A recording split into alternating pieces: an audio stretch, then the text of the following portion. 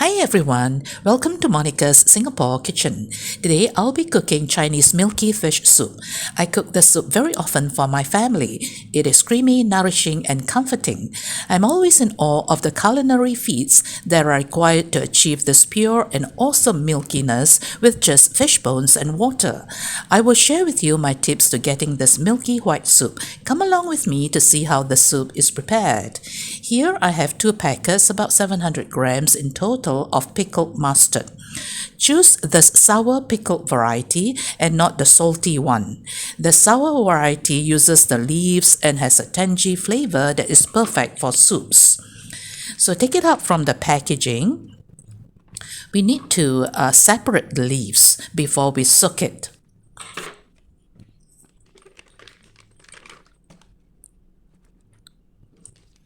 So just pluck the leaves out from the stem, separated. And we need to wash it 3 times to remove excess salt and sourness, as well as lingering grit and preservatives. So after 3 times of washing, we are going to fill it with water so that it covers the leaves. And we're going to soak it for 30 minutes. Avoid over-soaking it as it will strip the vegetables of its natural savory flavor and make it bland. Here I have got medium firm tofu, which is considered the Goldilocks of tofu. Choose this variety for this recipe as it is soft enough to absorb the broth like a sponge, yet firm enough to hold its shape without crumbling into the soup. So I cut each block into 6 smaller blocks. I bought 2 kg Baramundi. I asked my fishmonger to fillet the fish. Other types of fish that are perfect for achieving a milky, creamy white broth are carp, snakehead, or grouper. So the fillet, we just cut it into smaller pieces, about 1 cm thick.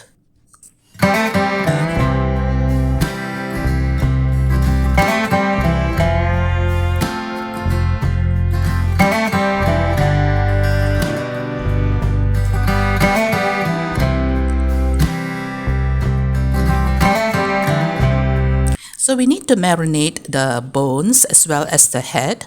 We use 1 teaspoon of salt, 1 teaspoon of pepper, just sprinkle all over, and 2 tablespoons of Hua Tiaw Chiew. You can also use Shaoxing wine, mirin, sake, or dry white vinegar, or rather dry white wine. If you don't consume alcohol, just omit this. It's okay, no problem. So as for the fillet, do the same thing. Marinate it with salt, pepper, and wine.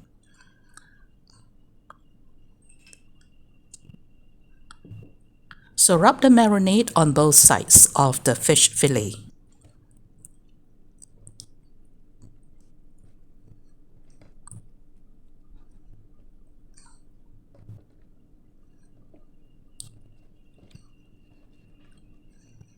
Now we need to coat the fillet with cornstarch and rice flour. So sprinkle all over on both sides. Then just rub it in like so. Mix everything and coat every piece thoroughly.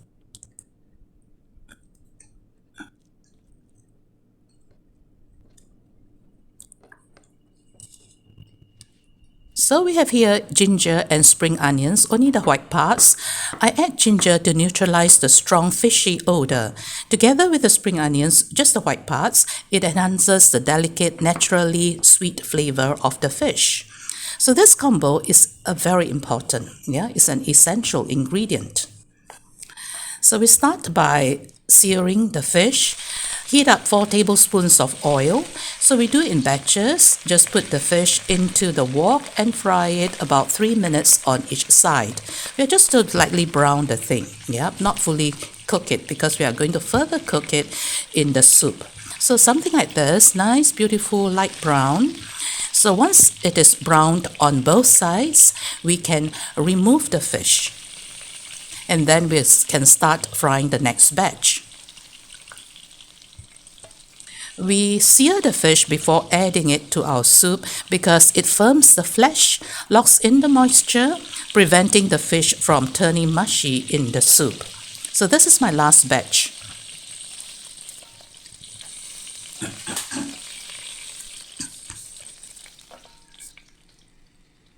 Okay, here we are. So leave 1 tablespoon of oil in the wok and also brown and sear the head and bones for about 3 minutes on each side. This is to release the fat. This caramelization is where the flavor comes from.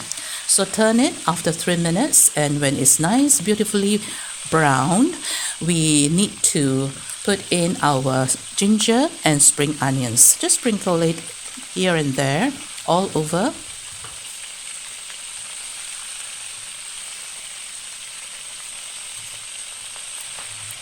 So once the fish is brown, we are going to pour boiling hot water straight into the wok.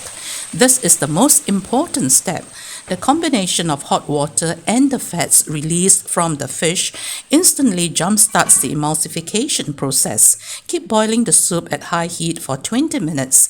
The fats will break down and blend with the water, turning the broth opaque and milky white, just like this. Nice and white. Then remove the bones.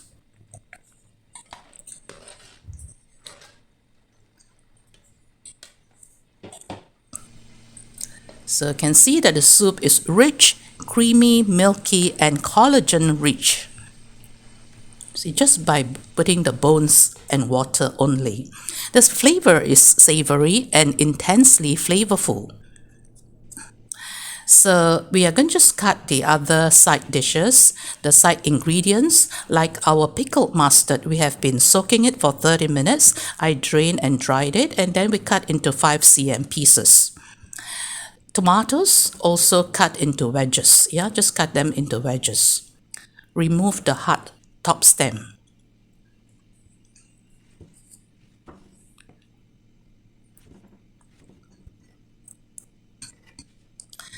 This is our pak choy.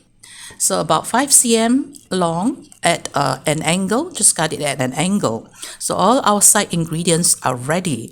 So we need to pour the broth into the soup pot through a sieve to remove any remaining bones. So bring the broth to a rolling boil. Add in our pickled mustard first. It takes a bit longer to leach its flavor into the soup, so we're going to simmer it first for 5 minutes. So 5 minutes later, we add in tofu, pak choy, and tomatoes.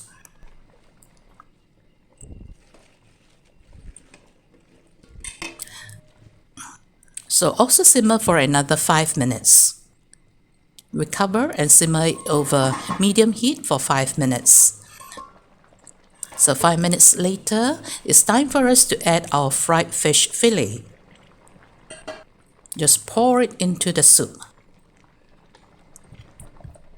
So the seasonings, I'm using the ikan bilis or anchovies cubes. If you can't find these cubes, you can also use anchovies powder. So I'm using 2 cubes. So to make it dissolve more efficiently, we'll just break it into smaller pieces and strewn it all over here and there.